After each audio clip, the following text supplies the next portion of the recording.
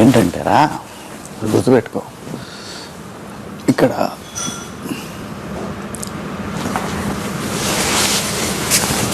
ప్రతి వాళ్ళు కూడా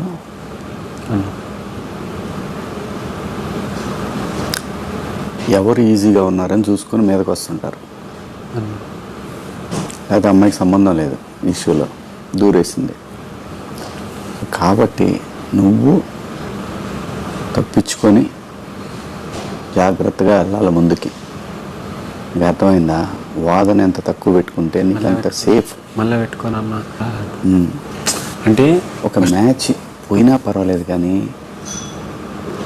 ఇప్పుడు నువ్వు మెంటల్గా ఎంత డిస్టర్బ్ అయినావు చూడు. ఫస్ట్ ఇట్లా అన్నాడు, అది వదిలేసేయి. మ్యాచ్ పోయిందని వదిలేసేయాల. నువ్వు ఎంత మెంటల్ డిస్టర్బ్గా ఉన్నావు ఇప్పుడు. ఫన్నీ టాస్క్ అది, దానికోసం అంత ఎందుకు ఇది అవ్వాలి? ఓకే, మనం అప్పీల్ చెబితే ఓడిపోతామా?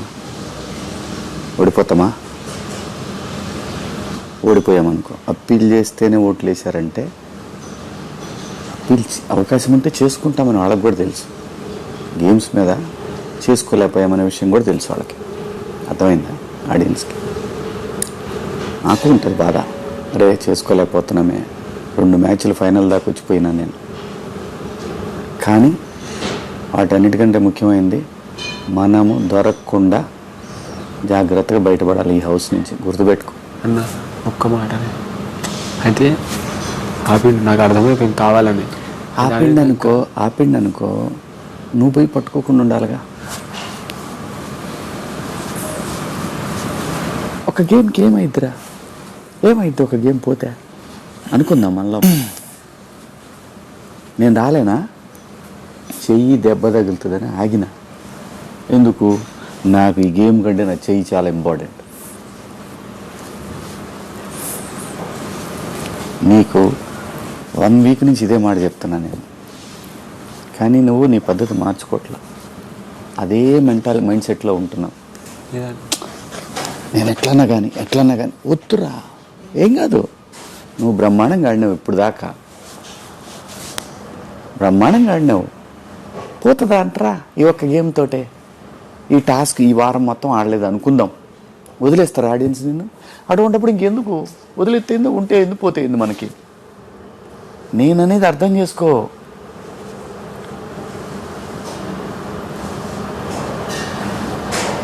మనకి బలం లేని చోట మనం ఎంత జాగ్రత్తగా ఏదో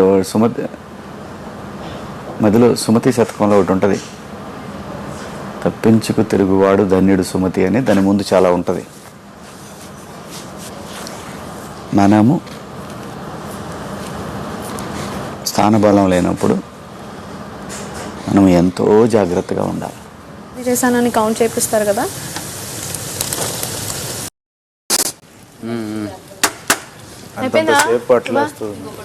ఈ ఒక్క టాస్క్తో నువ్వు ఓడిపోతావు అనుకుంటే ఏం లేనట్టే నీ దగ్గర.